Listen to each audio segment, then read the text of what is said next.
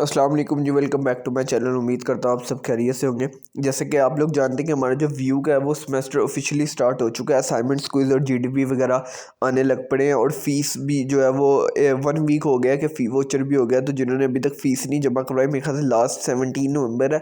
तो अगर तो आपने इंस्टॉलमेंट्स करवाई हैं, पहली इंस्टॉलमेंट की भी जो लास्ट डेट वो 17 नवंबर ही होगी। इसके अलावा आपको किसी भी असाइनमेंट क्विज या जीडीपी का सलूशन चाहिए होता है, आप नीचे कमेंट में मुझे आंसर पोस्ट कर दिया करें और उसकी लास्ट डेट, तो आपको उस पे भी आपको इंस्टेंट जो है वो वीडियो में बनाकर दे दूंगा ताकि आपका कोई इशू ना हो। आज की जो वीडियो है वो एक बहुत इंपॉर्टेंट है। आज की जो वीडियो में हम एक फ्रेमवर्क डाउनलोड करेंगे जिसे नोड जेएस कहते हैं।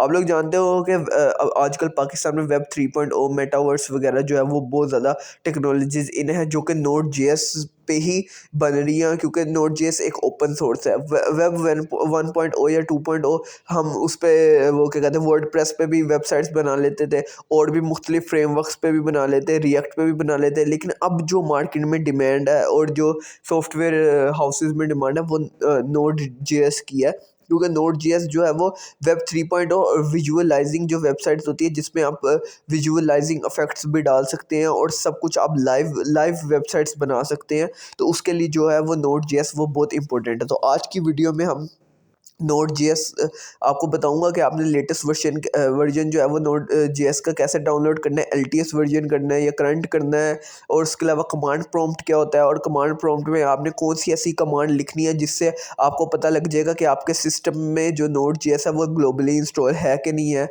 और कमांड प्रॉम्प्ट होता क्या है। तो आज की जो वीडियो में हम इस पर कंप्लीट बात करेंगे। तो आपने वीडियो को एंड तक देखना है और अगर आप मेरे चैनल पे न्यू है तो लाइक शेयर सब्सक्राइब लाजमी करना ताकि मेरी आने वाली हर वीडियो, चाहे वो एआई से रिलेटेड हो, व्यू से रिलेटेड हो, टेक्नोलॉजी से रिलेटेड हो या लेटेस्ट जॉब से रिलेटेड हो, वो आपको मिल सके। तो सबसे पहले आपने क्रोम पे जाना है। मैं आपको जूम कर देता हूँ ताकि गूगल पे जाके आपने किसी भी ब्राउज़र पे जाके सिर्फ आपने लिखा है नोट डॉट जे एस, या आप नोट जे एस भी लिख सकते हैं, कुछ भी लिख दें। आपने सिर्फ नोट जे एस लिखना है। अगर डाउनलोड लिखना है तो लिख लें, नहीं लिखना तो बेशक ना लिखे। आप सिर्फ नोट जे एस लिखेंगे तो ये देखिए ऊपर रन हो रहा है। अभी रन हो के इसकी जो ऑफिशियल वेबसाइट है नोट जे एस की वो आ जाएगी। आपने सिर्फ नोट जे एस ही लिखेंगे तो उसकी जो है वो ऑफिशियल वेबसाइट नोट जे एस वालों की जो है वो आ जाएगी। जैसे ही आप ये देखें नोट जे एस लिखेंगे तो इस तरह की जो वेबसाइट है वो आपके सामने जो आ जाएगी। एक बात आपने ज़हन में रखनी है कि ये जो सेकंड ऑप्शन है ना डाउनलोड पे, इस पे आपने क्लिक नहीं करना, क्योंकि जो विंडोज़ के लिए वो अलग नोट जेएस होता है और मैक के लिए अलग होता है। मैक क्या होता है, मैक अगर आप एप्पल यूज़र हैं तो आपकी जो विंडो नहीं है, आपके पास मैक है तो आप मैक के लिए अलग होना है, और जो विंडोज़ के लिए होता है वो अलग होता है। तो आपने नोट जेएस पे ऊपर क्लिक करना है ताकि आप खुद से वर्जन डिसाइड कर लें। आप डाउनलोड पे जाएंगे तो वो कोई भी वर्जन आपके सिस्टम में कर देगा जो कि शायद आपको सिस्टम एक्सेसिबल ना कर सके। तो उसके मुताबिक आपने करना। तो आपने जो है वो डाउनलोड पे नीचे नहीं जाना, नोट जेएस पे जाना है। मैक के लिए अलग होता है और विंडोज़ के लिए अलग होता है। इसी तरह मैक के लिए कमांड प्रॉम्प्ट में अलग कमांड डाली जाती है और विंडोज़ के लिए अलग कमांड होती है। जैसे ही आप नोट जेएस पे क्लिक करेंगे देखें आपको दो वर्जन सामने नज़र आ रहे हैं, एक एलटीएस एक करंट।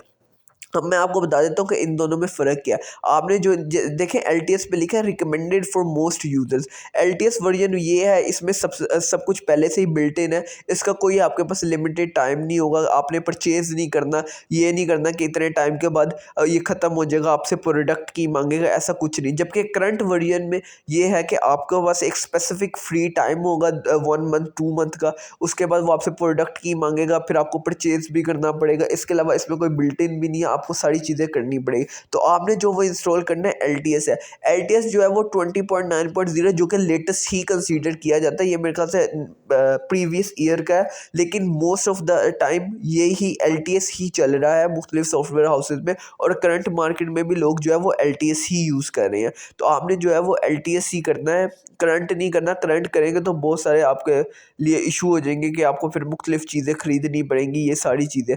तो आपने जो है वो एलटीएस वर्जन ही करना है, और ये विंडोज़ के लिए, चाहे विंडोज़ हो चाहे मैक हो, विंडोज़ और मैक दोनों के लिए आपने एलटीएस वर्जन ही करना है। और ये जो है वो हर मतलब कि एलटीएस वर्जन एक ऐसा वर्जन है जो कि हर सिस्टम के लिए एक परफेक्ट है और हर सिस्टम में जो है वो इजीली यूज़ हो जाता है बनिस्बत करंट के। तो जैसे ही आप इस एलटीएस वर्जन को कन्वर्ट करेंगे ये आपके जो है वो सिस्टम में होना शुरू हो जाएगा। मेरे सिस्टम में ये जो Node.js है ये ऑलरेडी इंस्टॉल्ड है क्योंकि मैं इस पर जो है वो काम करता हूँ। और जो Node.js है ये एक ओपन सोर्स प्लेटफॉर्म है। जैसे ही आप देखें एलटीएस पे क्लिक करेंगे तो ये आपके सिस्टम में ऐसे डाउनलोड होना शुरू होगा। मैं आपको जूम करके दिखाता हूँ, ऐसे जो है वो इसका सेटअप जो है वो डाउनलोड होना शुरू हो जाएगा। जैसे ये डाउनलोड होगा उसके बाद आपने जो है वो इसे अपने सिस्टम में इंस्टॉल करना है। मेरे पास पहले ही इंस्टॉल है तो मैं इसको अभी इधर से जो है वो कैंसिल करके डायरेक्ट कमांड प्रॉम्प्ट में जाऊँगा ताकि आपको बताऊँगा। जैसे ये मैंने कैंसिल कर दिया, अब आपने जो है वो वापस आना है। अगर तो आप वी एस कोड पहले से यूज़ करते तो आपको पता होगा कि वी एस कोड का एक अपना टर्मिनल होता है। अगर आप वी एस कोड नहीं यूज़ करते तो आपने नीचे ये विंडोज़ पे आना है। विंडोज़ पे आप जिस तरह ही क्लिक करेंगे जो क्या कहते हैं वी एस कोड का वो एक अपना अलग टर्मिनल होता है, उस पर भी आप जाके ये चेक कर सकते हैं।